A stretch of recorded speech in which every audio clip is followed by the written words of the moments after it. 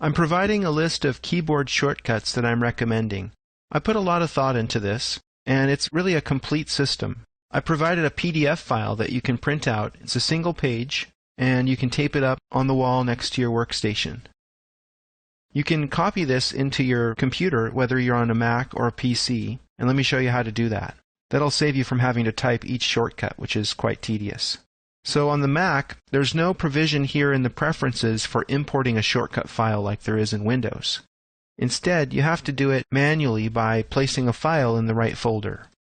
So here on the sample files folder that comes with your videos, I provided these files. This is the PDF that we were just looking at. This is a spreadsheet in OpenOffice format.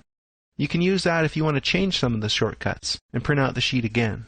The shortcuts.plist file is for the Mac, and preferences.dat is for Windows. So let's talk about the Mac first. You'd want to copy this file into this location right here.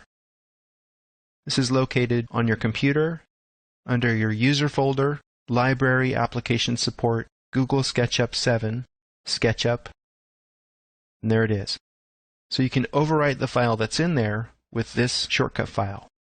On Windows, there's actually a provision for importing shortcuts through SketchUp, so it doesn't really matter where you place preferences.dat.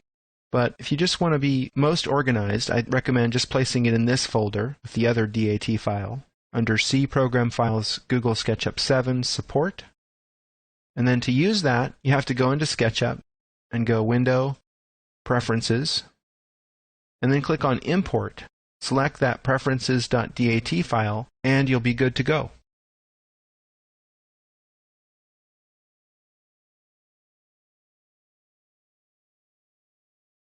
Let's explore the different ways we can customize SketchUp. The most obvious is the Preferences. On Windows, it's in the Window menu. On the Applications page, there's an application you can set for editing image files. This is optional. It's a nice feature when you're getting into materials and textures.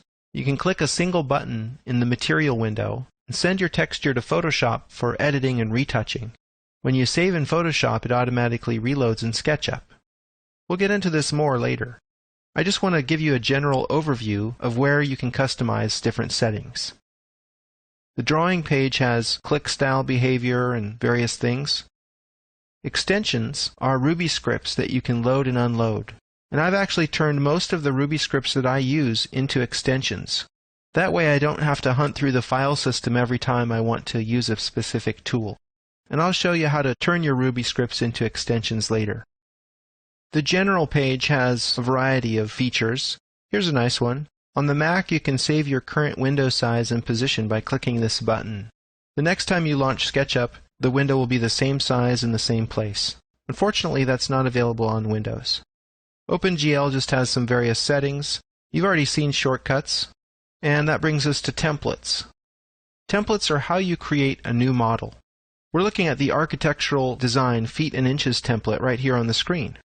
Let's create our own template. I'm going to close the preferences. I'm going to get rid of Sang by clicking on him and pressing the Delete key. I'd also like to turn off the sky. That's a style feature. Go to Window, Styles, edit the current style, click here, and uncheck Sky. There's a symbol here that means that your style needs to be refreshed. Click here to do so, and close the style window. I'm going to zoom extents, open up Model Info. Go to Statistics, and you'll see that there's one component definition and 9 materials in this template. We don't want to leave those in the template because every time we start a new model, we're going to be bringing those along. Click Purge Unused, and you'll get rid of those. Those belonged to Sang. Close Model Info. Go up to the File menu and choose Save as Template. I'll call this My Design Template, and you can optionally add a description if you like. I'm just going to click Save. Notice that I'm leaving Set as Default Template checked. Now when I create a new file, it uses that template. See, now we're in a new file called Untitled2. Let's just verify that we have the correct template set in Preferences. Here it is, my design template. Incidentally, you can also select your design template from the Welcome to SketchUp dialog box that appears when you're first starting out. There it is. This is called a web dialog, by the way. We briefly looked at model info. Let's open it again. I'll use the keyboard shortcut. This is where you set all of the information that's specific to this file that we're currently in right now. It doesn't have any bearing upon other files that you open. We can set the units here.